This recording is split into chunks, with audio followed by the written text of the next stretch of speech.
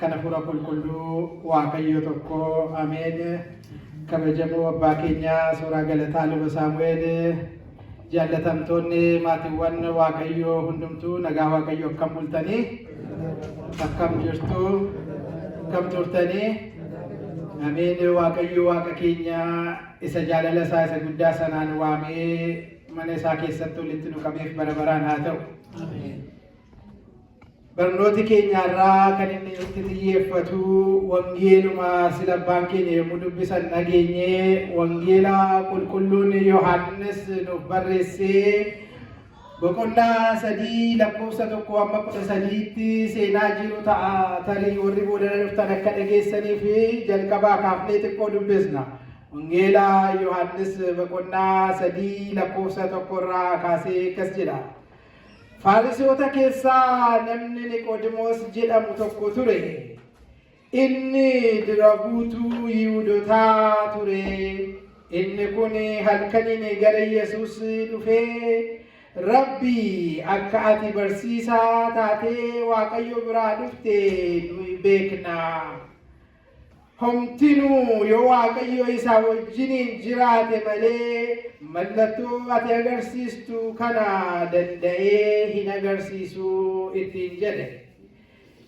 Yesuus dhuguman sitti hima, eenyullee lammaffaa yoo dhalachuudhaa baate mootummaa Waaqayyo arguu hin danda'u jedhe. Waa'ee sagalee isaatiif maqaan Waaqayyo keenyaa kan galatoomu nuuf haa ta'u. Niqoodimoos, waa'ee Niqoodimoos yeroo baay'ee yoo xinnaate waggaatti si'a tokko hin barannaa. Sooma isa guddaa sooma gooftaa keenyaa yeroo soomnutti waa'ee Niqoodimoos torbaffaarra gaafa geenyu baranneerra miti. Waa'ee Niqoodimoos irra deddeebinee baay'ee dhageenyee maqaa sanbata kanaa fi xiyyeeffannoo torban kanaas sanarra godhannee kaanneerra. Mee waa'ee Niqoodimoos maal beektu yaadame? Egaa waggaa baay'ee baranneerra jettan sila akka deebii gaaffii boodaan dhuftuun barree fakkaata. Maal yaadattu waa'ee Niqoodimoos yommuu yaaddanii maal isin yaadachiisa? Maal isin hubachiisa? Caalaadhumatti immoo maalirraa barattanii seenaa Niqoodimoos kanarraati? Niqoodimoos barataa galgalaa waan ta'eef tarii barumsi galgalaa kun baay'ee gaarii inni ta'inna. Niqoodimoos dhugumatti baay'ee nama ajaa'ibaa ture.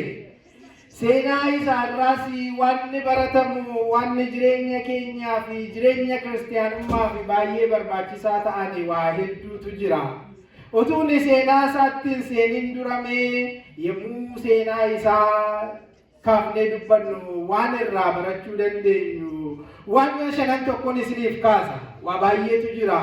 Warra kana shananii akka maachingi azamidii ishee dandeettiin Oromiffaa maal jedhama maachingi yookaan azamidiin kun firoomsuu. Walitti firoomsaa akka deemuuf nuuf ta'utti yommuu barumsa sana barannu mee seenaa Niqoodimoos irraa maal baranna yoo jettanii tokkoffaan yeroo jireenyi gaaffii namatti ta'u yeroodha namatti hin ta'in guyyaa isaatu adda malee maaluma hiikkaan jireenya kootii kun gaaffiin jedhu yeroo nama keessatti ka'u eessa deemuun akka nama barbaachisu Niqoodimoos irraa baranna. Gooftaa Yesuus Kiristoositti dhiyaachuun Waaqayyotti dhiyaatanii hiikkaan jireenya kootii fi jiraachuu kootii kuni maali jedhanii isa gaafachuun akka nama barbaachisu barra Niqoodimoos irraa. Niqoodimoos irraa qulqullummaadhaatii fi amantaa qabaachuu duwwaanii ga'aa akka hin taane barra. Amantaa qabaachuun ani ortodoksii intala ilma ortodoksiiti jechuun suni baay'ee gaariidha. Hojii qulqullummaa hojjechuun baay'ee gaariidha. Garuu ga'oo miti. Ga'aa fi barbaachisaa adda baafnee beekuu nu barbaachisna. Necessary and sufficient waan jedhan sun adda. Waan tokko this is necessary. Kana gochuudhuma qabda waan qaba kan ofiin jennu waa baay'eetu jira. Ga'aa miti garuu sufficiency isaa iddoo nuti yaadnu hin ga'u. Kanaaf qulqullummaa hojii qulqullummaa hojjechuunii fi amantaa qabaachuun baay'ee gaariidha. Garuu ga'aa akka hin taane Niqoodimoos irraatii baranna. Niqoodimoos irraa qaroomina biyya lafaa barnoota biyya lafaa guddaa qabaachuun hubannaa hafuurawaa namaa qaruu akka hin dandeenye barra. Qabaachuun bargaariidha barnoota biyya lafaa. Beekumsa biyya lafaatiin garuu dubbii hafuurawaa sirriitti hubachuun akka hin danda'amne itti dhufna seenaa Niqoodimoos irraatii argina. Walitti dhufeenya gooftaa wajjin Niqoodimoos galgala sanaan godhe irraatii cuuphaan kiristaanaa fi waan filannoo osoo hin ta'in dirqama akka ta'etu barra. Cuuphaan kiristaanaa fi dirqama malee optional yookaan waan inni yoo barbaade godhee yoo itti hin tolle immoo dhiisu akka hin taane argina Niqoodimoos irraa. Niqoodimoos barataa galgalaa irraatii waan nuti barannu jireenyi kiristaanummaa suuta suutaan yeroodhaan kan guddachaa adeemu malee guyyaa tokko kaanii ani Waaqayyoon bareera Kiristoosiin fudhadheera jedhanii kan galanii dhiisan utuu hin taane guyyaa guyyaatti guddachuu akka inni qabu barra Niqoodimoos irraa. Mata duree barnoota keenyaa seegan kana hundumaa jedheeti yoon isinitti hime Niqoodimoos galgalaan baratee guyyaadhaatiin itti jiraate jedha mata duree barnoota keenyaa. Yoom barate? Galgalaan barate. Yoom jiruudhaatiin mul'ise? Guyyaa saafaadhaan jiruudhaan mul'ise. Kan keenya jiru waliin faallessu nuti guyyaa baranna garuu yoo waagole dhokkanneeyyuu galgala goona malee badaa ifatti nama duratti waan chaalenjii nu godhu wanta riskii qabu wanta nu tilmaamsisu dubbii hafuurawaa guyyaa calaqqisiisuun nutti ulfaata. Namtichi kun galgala baratee guyyaa shaakale kana irraa argina Niqoodimoos irraa. Niqoodimoosiin seenaasaa baay'ee beekna inni irraa yeroo bara kana kaayyoon akkuma Waaqayyo naaf ibse jireenyatti jijjiiruu yaada barnoota keenya amma danda'ame seenaa irratti xiyyeeffachuu irraa bareedaa seenaa gara caalaa seenaa isaa maal malee Niqoodimoos kun kan jedhu barreeta. Bara namumee gara caalaa ani Niqoodimoosiin fakkaadha moo Niqoodimoos irraa baradheera moo kan jedhu sanatti xiyyeeffachuun baay'ee nu barbaachisa jireenya keenyatti. Garuu gabaabinumaan Niqoodimoos eenyudha jennee yoo ilaalle qulqulluun Yohaannis abbaa wangeelaa waan kana barreesse seenaa Niqoodimoos baay'ee waan jaallate fakkaata. Akkuma argitan Yohaannis boqonnaa 3 lakkoofsa 1 irraa yommuu dubbii kana jalqabe warra Farisootaa keessaa tokko jedhee eenyummaa isaa caqasee achirraatii ka'e. Qulqulluun Yohaannis Niqoodimoos gartuu warra Farisootaa keessaati. Dubbiin kun olaantummaan inni qabu isinii gala yoo ta'e Farisoota jechuun warra akkamiiti? Warra seera muuxunnatanii eegan seera Musee abboonni kurnanuu otuu achi hin dabin otuu as hin jedhin qajeeshanii hojiitti eeguun namoota hirriba isaan dhowwee jabeessanii eeganidha. Namoota warra kurnoo isaanii asiraata isaanii baasuu sirriitti duukaa bu'anidha. Namoota warra soomuu isaanii jabeessanii ilaalanii soomanidha. Warra Farisootaa inni jechaa jiru. Namtichi kun nama salphaa isinitti hin fakkaatin gartuu warra dubbii amantaa muuxunnatanii taa'anii eeganii hin jalliste jedhatti siin jedhan keessaatii dhufe namtichi. Sanbataanii bishaan gudduffatte jedhanii warra eegan kee arge namtichi kun baay'ee nama amantiidha, amantaatti cimaadha jechuudha. Sana duwwaa miti Niqoodimoos eenyummaan isaa. Niqoodimoos dura bu'aa warra Yihuudootaa geggeessaa warra Yihuudootaati jedhe qulqulluun Yohaannis. Eenyummaa isaa duwwaa miti taayitaan isaa guddaadha jechaadha. Yihuudoota geggeessaa dura bu'aadha. Geggeessaa duwwaa miti jira keenyaan namicha kanaa seenaan isaa ajaa'iba. Barsiisaa Israa'el ittiin jedhe gooftaan iyyuu. Eenyu ittiin jedhe?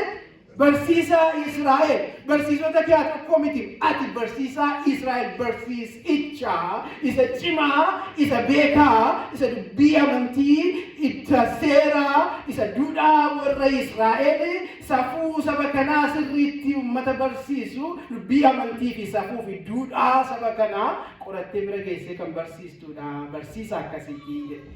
nama akkanaati Niqoodimoos kun nama akkaniitu guyyaa tokko maal godhee halkaniin ka'ee dukkana keessa gara Gooftaa Yesuus dhufe. Nama jabaa, nama kabajamaa, nama sodaatamaa, nama sooressa, nama eenyummaan isaa barbaadanii bira geessan dhaqan kanatu gara Gooftaa Yesuus Kiristoos yeroo akkamii dhufe? Galgala dukkana keessaa gara Gooftaa Yesuus dhufe Niqoodimoos kuni. Amma dubbiin kun dubbii salphaa miti akkuma isiniin jedhe qulqulluun Yohaannis irra deddeebi'ee galgalaan dhufee jedha. Boqonnaa 3 irratti amma galgala dhufee yommuu inni jedhu argineerraa takka turreetti dhufna boqonnaa 7 irratti isa yeroo sana dhufee deema kaasaa boqonnaa 19 irratti inni galgalaan dhufe Niqoodimoos suni gaafa Gooftaan fannifame guyyaa dhufe yommuu inni jedhu argina. Galgalaan dhufuun isaa kun baay'ee dubbii cimaadha. Gara Gooftaa dhufaatiin isaa taateen kuni taatee dinqisiisaadha. Qulqulluun Yohaannis si'a 3 deebi'ee kaase galgalaatiinitu dhufe. Dubbiin galgalaan dhufu kun maalumatu galgalaan isa deebisee namicha kan mee yaadan maalumatu riba isa dhowwee laata? Wanti tokko riba isa dhowweera maaltu riba isa dhowwee galgalaan isa deebisise? Naagala obboleessa korona biiliitu mataa naannessee kan jedhu yoona jira. Jaallatee miti biiliitu riba dhowwee kan jedhee yaadu jiraachuu danda'a. Miti namtichi kun sooressa qabeessa guddaadha. Biilii miti dubbii mataa isa naannesse. Garuu yeroo tokko tokko dhattanii yommuu wagari ciiftanii of yaada of abbaa qottanii isin mataa keessatti raasii irra kaatu yaadi akka bokkaa isinitti roobeen beeku. Si'a kan yaada yettan isin dhufu. Gaafa isin gadi ciiftanii amma rafuun barbaadattan yaadi sammuu isin naanna'a. Tarii immoo har'a dadhabeera narra fayyadanii yeroo ciiftanii halkan walakkaa dammaqxanii yaadi kallattii meeqaan isinitti yaadi dhufee irra isin waan akkasii argitanii beektu. Waan akkanaatu irratti ta'e natti fakkaata Niqoodimoos kana waan ta'e riba isa dhowweetu jira. Wanni kun kana jedhee kitaaba qulqulluun nuun keenya deebii Gooftaa Yesuus irraa akka ilaallutti garuu jireenyi koo kun gaadha jedhee waan xiinxalaa ture fakkaata. Jireenyumti koo kun gaadha jedhee waan of ilaalaa ture fakkaata. Beektonni kitaaba qulqulluu garuu waa'ee galgalaan dhufuusaa kana waa baay'ee haasa'u. Abbootiin amantii galgalaan Niqoodimoosiin kan deemsisee tokkoffaan Niqoodimoos warra Farisootaa warra bulchitoota Yihuudootaa keessaa tokkodha. Eenyullee Kiristoos duukaa yommuu achi ka'an ari'amadanii murteeffataniiru maqaa ta'eefi koo warqee isaa sodaateeti warra Farisoota sodaateetu halkan dukkana da'oo godhatee galgalaan dhaqee sodaatu galgala deemsisaa jedhu warri kaan. Warri kaan immoo sodaa duwwaatu hin taane tarii barsiisaa guddaa jedhamee inni waamame kuni Gooftaa Yesuus irraa dhaqee yommuu baratu yoo arganii barsiisaadha moo barataadha kun jedhanii natti kolfu jedheetu beekaan wallaalaa ta'ee barataa jedhama jedhaniitu galgalaan deemee jedhu. Amala akkanaa kana qaqqabna mini nuyyuu koo warqee keenya biratti ani nama amantiiti jennee dubbachuun nama nutti cimu jira. Ani kanan godhu maaliifi Waaqayyo koo duratti gaarii miti jechuun koo warqee keenya biratti riyyaa keenya biratti kan nu qaanessu jira. Raskana bira geenye tasaallamuun xinnoo waan nu sodaachisu gubbaatti ol kaasuma naga jedhama kanatti. Beekta Gooftaa inni kan dhabnu hin jiru koo warqee keenya biratti yookaan immoo riyyaa keenya ortodoksiin taane. Sodaan akkanaa jirti miti nu keessas yeroo itti sodaan waa baay'ee irraa kaasuu dandeenya. Namtichi kuni yookaan immoo beekaadha jedhame wallaalaa namni akka wanta sana hin beekne haasaa keessatti beeku ani kana hin beeku jechuutti kaana beeka jira argitanii beektani. Hin beeku jechuu koo manna akkoo nama beeku pretendii godhee darbaan. Yaa manna akkasii jirti nu keessas maqaa ta'e tarii ta'uu danda'a. Kan biraan immoo kana iyyuu miti rakkoon namticha kana kan jedhan jiru. Kan inni galgala deemuu fi Niqoodimoos kuni guyyaa hojiitti biiziidha. Nama biyya bulchuu, nama seera amantii, duudhaa saba isaatii barsiisuudhaaf biiziidha. Kanaafituu galgala yeroo qabutti dhaquu barbaade, galgala immoo yommuu dhaqu sammuu qulqulluudhaan waa'ee seeraa, waa'ee namaa, waa'ee biyyaa, waa'ee maalii hundumaa lafa kaa'ee sammuu bilisa ta'eetiin barachuudhaaf fi sammuu qulqulluun barachuuf galgalaan dhaqee jedhu. Warri kaan immoo sana hundumaa irra adda kan ta'e Gooftaan Yesuus Kiristoos guyyaa namatti itti baay'ata. Galgala qofaatti argata maqaa ta'eefi qofaatti dubbii garaa isaatiitti meesarraa barachuufitu gara Gooftaa galgalaan deemee jedhu. Egaa ta'uu danda'a kana kee lama sadii sundas ta'uu danda'a. Wanni kun waan itti irratu maal beektu? maaliif dhaqeen hin jiru? Eenyu bira dhaqeen hin jiru? Akkamitti dhaqee duwwaa daddana keessa? Eenyu bira dhaqe namtichi kun? Gooftaa Yesuus Kiristoosiin barbaadee dhaqe. Inni guddaan isa kanaadha. Yeroo kam akkaataa kamitti iyyuu haa dhufu wanni guddaan Niqoodimoosii Gooftaa Yesuus Kiristoosiin barbaadeetu dukkana jireenyaa keessa iyyuu ta'uu danda'a. Gara isaa dhaqee dukkana keessa kan gara Waaqayyoo dhufne baay'een jiraachuu dandeenya. Dukkana jireenyaa ari'atamuu dhukkubi hamaan nu qabatee yookaan nama qabatee rakkoon jireenyaa gara itti deebinu nu wallaalchisee waan hundumaa yaadnee mudadhabnu mee Waaqayyoon immoo yaala jedhee kan gara Waaqaa dhufe jiraachuu danda'a. Rakkinni immoo cuunfeesuma si'a kaanu kana tasaallamee deebi'u kan taa'ee barate kan godhe jiraachuu danda'a. Baga dhufe inni guddaan baga dhufne. Amma garuu edda nageenye waan Waaqayyo barbaadu maa inni warra rakkina himatee galootu hin taane warra relationship walitti dhufeenya isaa wajjin uume wataa wajjin jiraatu akka taanu barbaada Waaqayyoon keenya maqaa ta'ee fi warri dhufne Waaqayyo keenya wajjin jireenya jiraachuu murteeffachuudha. Gaaffiif deebii duwwaaf hin dhufne yaa Gooftaa koo kanarra akkadheenne ishee deebii argannee galuuf miti wajjin hin jiraanne dhaaltu mootummaa isaa ta'uuf dhufne maqaa ta'ee fi Kiristoosiin barbaacha dhufne jedhamdadha yeroo hundumaa gara mana Waaqayyoo yommuu dhufnu kanas ta'uu qaba. Egaa Niqoodimoos akkasittiin gara Gooftaa Yesuus Kiristoos dhaqe. Edda dhufee maal godhe? Wangeela Yohaannis boqonnaa 3:3 irratti yoo argine deebiin isaa boqonnaa 2 irratti yoo ilaalle maal jedhe? Rabbii yookaan Raabaay yookaan immoo barsiisaa jedhe. Barsiisaan kun dhufee Gooftaadhaan barsiisaa jedhe. Barsiisaan yommuu barsiisaan barsiisa jedhu kabajatu jira jechaadha gidduu isaanii miti. Barsiisaa jedhe. Nuti sitti amanneerra jedhe. Nuti warri kaanis jiru jechuudha kan akka isaatti warri galgala deeman. Sitti amanneerra. Ani akka Faarisoota warra kaanis mormuu fi sitti falmuu fi dubbii kaasuuf hin dhufe miti.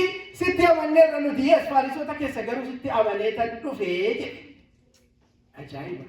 Sitti amanee dhufe. Kana duwwaa miti. Kan kee kan namaarraati adda hojiin kee. Mallattoo ati agarsiistu ajaa'iba ati gootu kuni kan warra kaaniirraati gonkumaa addaa inni kan keetii kun ajaa'iba. Waan ati gootu kana namni gochuu hin danda'u jedhe. Wanna Waaqayyo jireenya keenya keessatti godhu namni gochuu danda'a. Dhiphinaaf gidiraa sana wuskii gaditti nannee ribaan rafnee buluu dandeenya. Akka Waaqayyootti solbii gochuu danda'a. Irraanfachuudhaaf yaaddoo biyya kanaa mee vaakeeshinii gaarii godhadhee rilaaksii godhee diikompireesii godhee nu fayyadee deemuu dandeenya. Akka Waaqayyootti vaakeeshinii sanaatiin deebii argachuu dandeenya. Ati gootu kun kan namaarraa adda hojiin kee waanuma nama hojjetu dandeessaa akka ati hojjettu garuu adda jedhe Niqoodimoos Gooftaa Yesuusiin. Kan namoota biraa argeera jechaadha. Dhuguma arguu qaba maaliif? Barsiisaa Yihuudootaa, barsiisaa kakuu moofaa sirriitti keessaaf ala ishee beekuudha.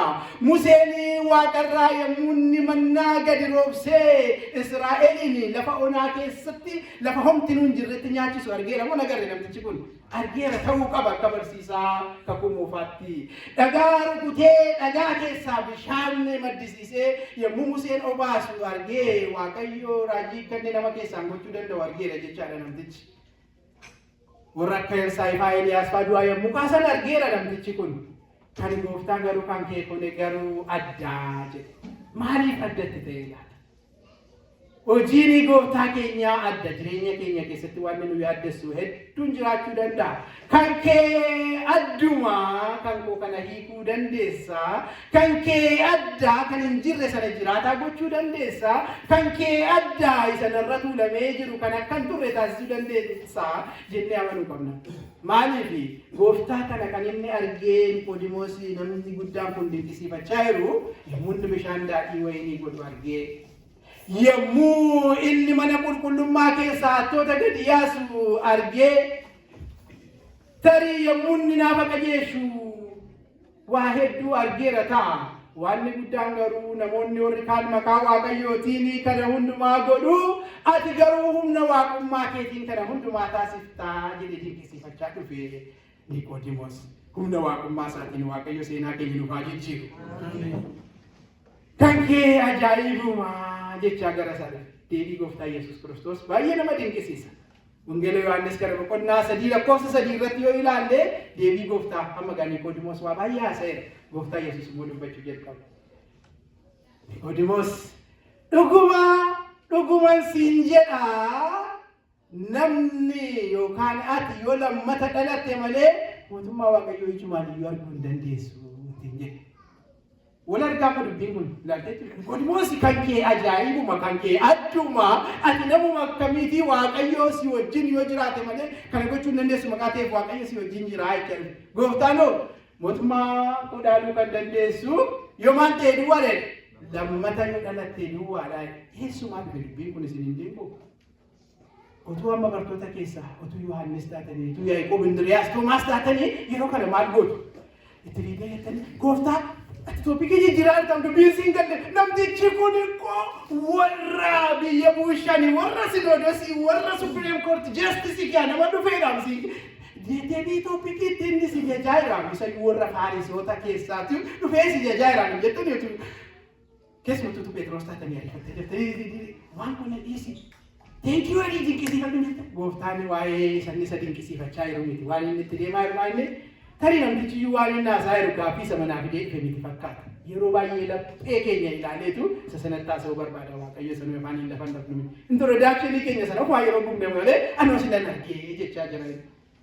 Kana booda gooftaan yoo lammata dhalatte malee ijaan iyyuu arguu hin dandeessu jedheetu deebi'eebse. Karaa biraa waan ati jettu kun gaariidha. Faarisoota warra seera eegan keessaa tokko ta'uun kee gaariidha beekaa. Ajaa'iban hojjedhu kana argitee amaneera jechuu kee argaan jira gaariidha. Garuu ga'aa miti. Maal malee lammata yoo dhalatte malee lammaffaa dhalachuu qabdaa ittiin jedhe. Amma gaa dubbii kana jecha duwwaa miti. Kamsiitti jiru walfunatti kana qaba. Dubbiin kun dhalachuu qabdaa duwwaa miti. Waan inni jechaa jiru dhuguma jedhee jedhe. Yeroo kaan isa waa gooftaan dhuguma jedhe. Dubbiin kun filannoo tokko malee, gaaffii tokko malee, pilaan B malee dubbii fudhatamuu qabu, dubbii dirqama amanuu qabu. Dubbiin maali? Dubbiin lammaffaa dhalachuu kun jechuudhaaf dhuguma sitti himaa jedheetti mi gooftaan keenya. Lammata dhalachuu qabdaa jedhe. Dubbiin kun Niqoodimoosiif hin galle lammaffaa dhalachuu qabda. Namni dulloome akka kootii jaarsii gadameessatti deebi'ee akkam godheetu si'a lammaffaa dhalachuu danda'a jedhee gaaffii kaase. Gaafa kana deebisu lammaffaa dhalachuu waan hin jedhe si hin galle lammaffaa dhalachuu jechuun koo bishaanii fi hafuura qulqulluurraa dhalachuu qabdaa jedhe. Ittuma iyyuu konfiizii waan godhee fakkaata namti. Bishaan lammaffaa dhalachuu iyyuu gama yaadaan nyaamumu bishaanirraa dhalachuu qabda namarraa dhalachuu iyyuu yaaddaara namtichi kun akkam godhee deebi'ee nama amma immoo bishaanirraa dhalachuu qabda hafuurarraa dhalachuu qabda ittiin jedhe. Dubbiin kun Niqoodimoosiif cimaa ture. Waggaa 2000 ol booda har'a teenyee yommuu waan jaarraa 21 dura ta'e yookaan jaarraa 20 dura ta'e yommuu har'a ilaallu har'allee lammata dhalachuu qabda dubbiin jedhu kun beektotuma warraa nam geggeessota amantii jedhan baay'ee biyyoo hin galle lammaffaa dhalachuu. Dhugumas dubbiin isaa cimaadha. Isinii galeera amma bishaaniif hafuurarraa dhalachuu qabda jechuudha. Attam godhee namni bishaaniif hafuurarraatii dhalata waan jedhu isinii galeera. Mee jecha keenyatti hin deebisan salphisa irra caalaa gooftaa irra caalaan fooyyessa. Kiristinnaa ka'uu isheen jedhamtu sun isinii galteetti dubbiin ishee.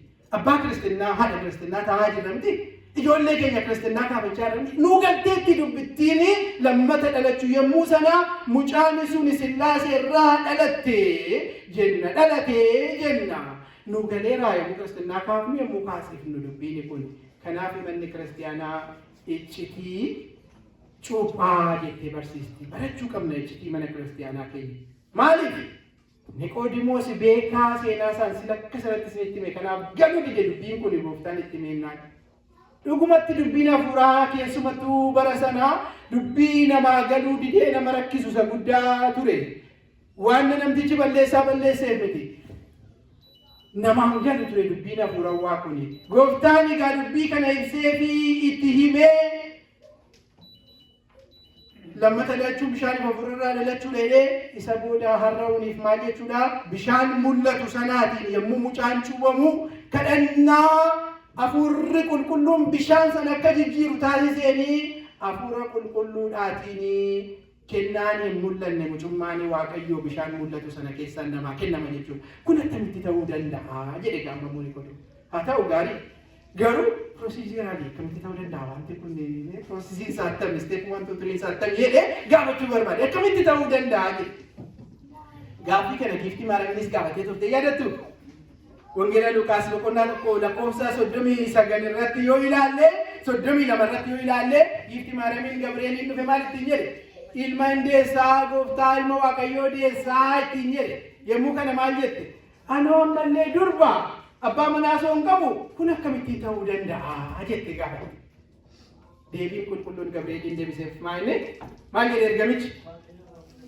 Waaqayyoo kan dadhaban jiru irra caleen ispeesifikaalii afurri qulqulluun sirra hin bulaa ayyaanni abbaa si golbooba si tuulamaa hojii afura qulqulluuti waan kun hubachuu hin dandeessu sammuu fooniin garuu afura qulqulluutu taasisa namaaf hin danda'amu dhuguma.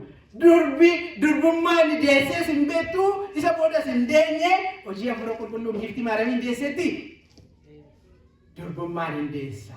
Abbaa manaa malee dubarsi isa boodas ta'ee hin beeku namaa fi hojii afura qulqulluutiin hin taa'e kanaafi afura qulqulluun mucummaa waaqayyoo arganna yemmuu jennu akka kana waan namaaf hin danda'amne sana afura qulqulluutu godha jennee hubachuu qabna jechuudha. Jireenya keenya irraa keessattis ilaala wanni baay'ee komplikeeshiniin wallabbiin gaa'ilaa rakkoon jireenyaa nageenya dhabuun wanni baay'een kan foonii akkasumatti arginu iyyuu kun namaaf furmaata hin qabu kan jenne waaqayyo furuu danda'a. Hunduma caalaa immoo dubbii hafuuraa gara waaqayyootti deebisuu kunan barbaada.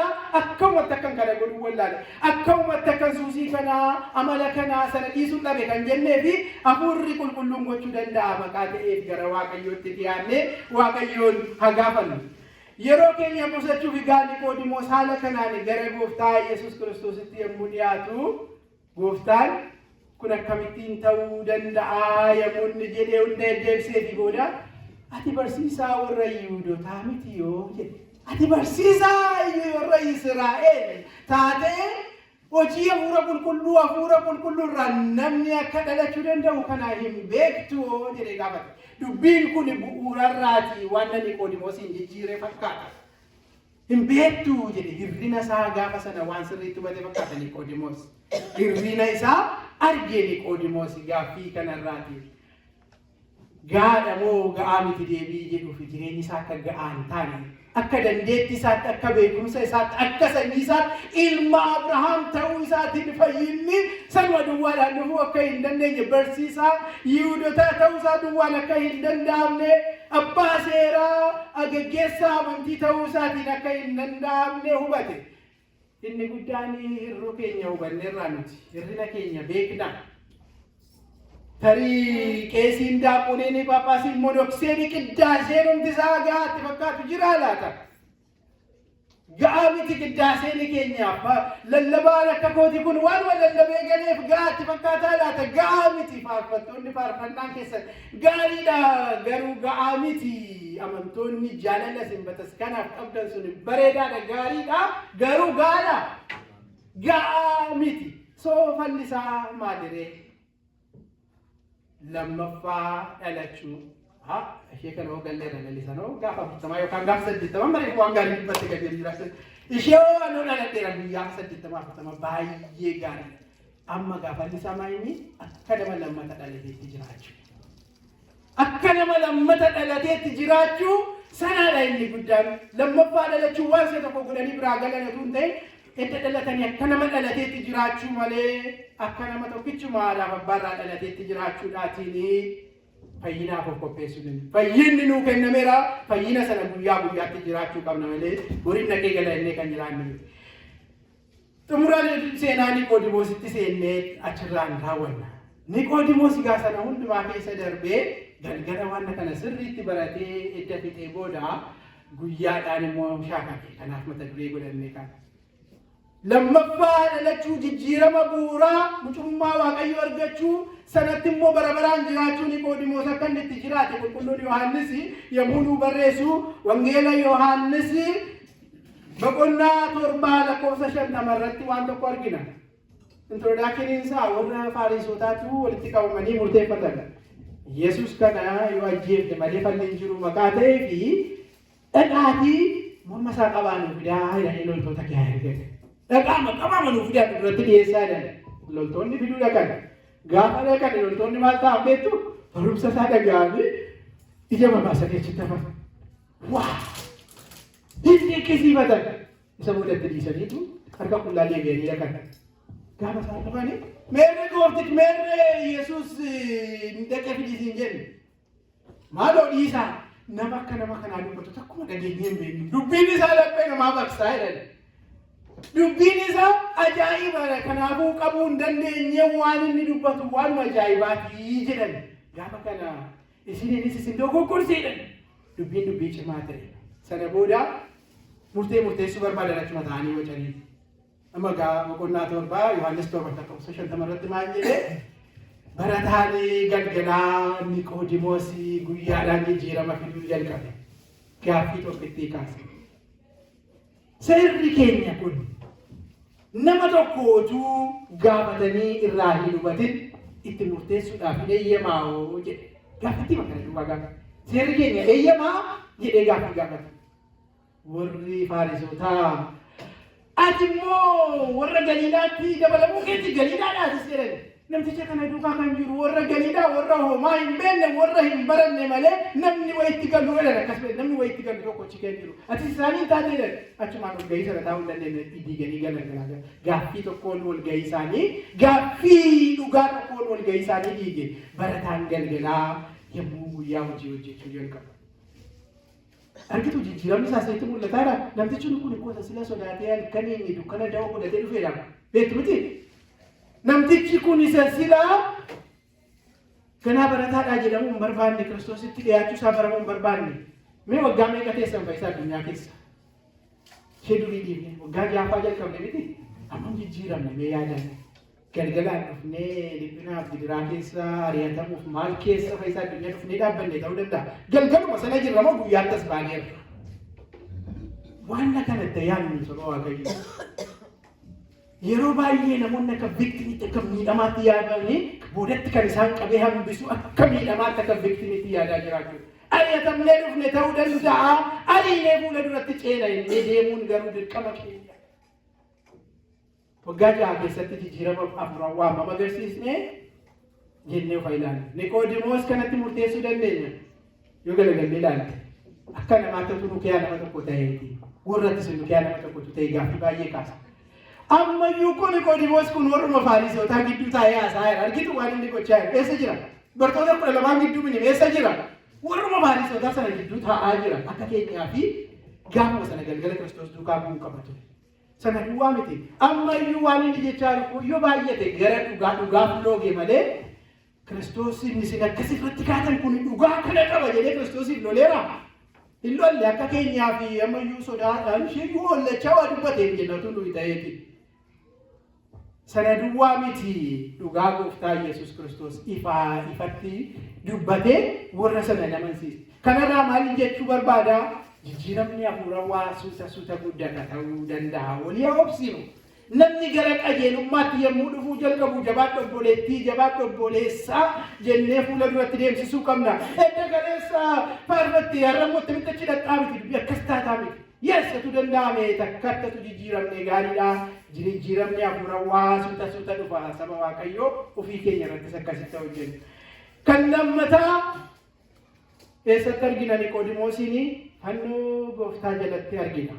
Wangeela Yohaannis boqonnaa 19:39. Niqoodimoos inni galgalaatiin gara gooftaa dhufee yeroo inni fannoo irratti fannifamee qullaa isaa fannoo irra dhaabbatee dhiigni mataa amma miillaatti dhangala'ee fannoo irratti waqarame. Argitanii yaaddanii beektu waa'ee fannoo kana tokkitti yanti qooshe kan garaa dhaga'u inni kana irratti fakkaata waa'ee fannoo keessa. Inni kan babbareedee kan itti siilame waa'ee siilii wannaan darmaayini gochuu barbaadee miti. Garuu akka nuti itti ilaallu yeroo tokko nu miidha. Gooftaan Yesuus Kiristoos hamma lafeen isaallee bakkeetti madaa'ansaa foon isaa murmuramee lafeen isaallee mul'atutti reebame. Dhiigni isaa dhangalee irra lola'u rifeensi irraa ciramee amma dhutti gidirame fanno irratti hidhamame itti waqarame imagine akka keessan fanno irratti yoo waqarame ta'a yeroo sanatti tarii Yohaannisii fi Maariyaam irraa kana fi namni lafa dhibetti barataan galgalaa guyyaadhaatiin hojiidhaaf dhufe maal godhee dhufe gooftaa isaa fannoo irratti ilaalee kana caalaa obsuu hin danda'u kana caalaa obsuu hin danda'u kana caalaa kan biraarraa eeguu hin danda'u anumatu kaa'ee ati ka'uudhaan amma kana booda kan nu barbaachisu abalufaa kana nungone sana nungone uni ka'uudha hingaa inafis jedhan sun jireenya furawwaa keenya keessatti appilaayi gochuu hin dhufe barataan galgalaa sun warri guyyaachi turan meerree eessa jiru isaan sun hin jenne bartootarraa ni eegine ofii isaatti maal fudhatee dhufe wanta reeffa dibanii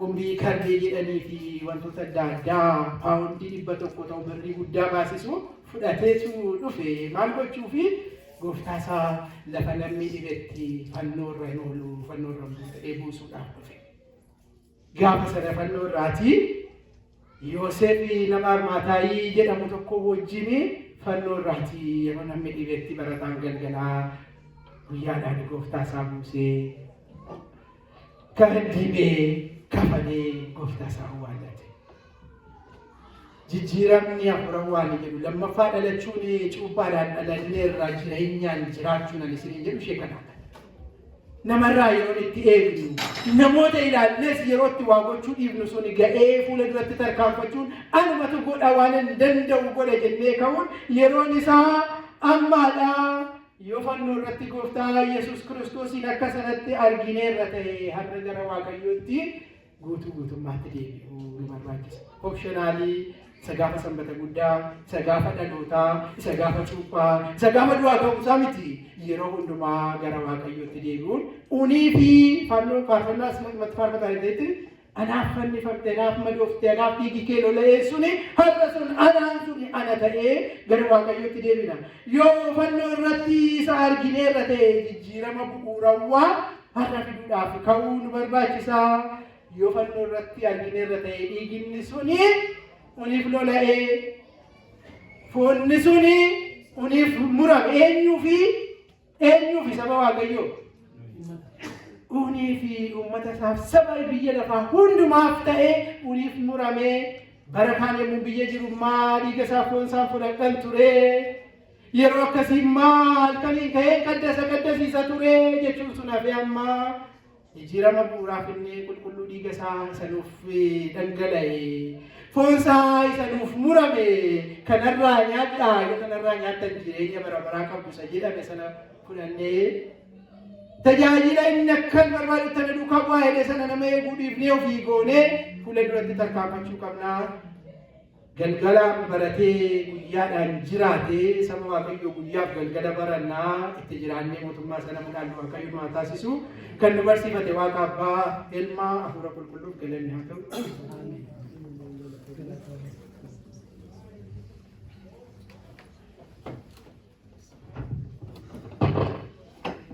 Waaqni barsiifatee Waaqni gorsaatee galata guddaan haa ta'u. Nagaa Waaqayyoo galata guddaan haa ta'u. Akkasuma obboleessi keenya Dr. Lalisaanii macaafa bakka hundumaa irraa caqasee akka gaariitti barsiiseera. Waaqayyoo sagalee jireenyaa isaa dhageessisu. Sagalee jireenyaa isaa dhageessisu. Sagalee jireenyaa isaa dhageessisu. Waaqayyoo hunduma keenya nama dhageenya ittiin bannu utuu hin ta'in dhageenyee nama fayyina ittiin argannu Waaqayyoo hunduma keenya haa taasisu.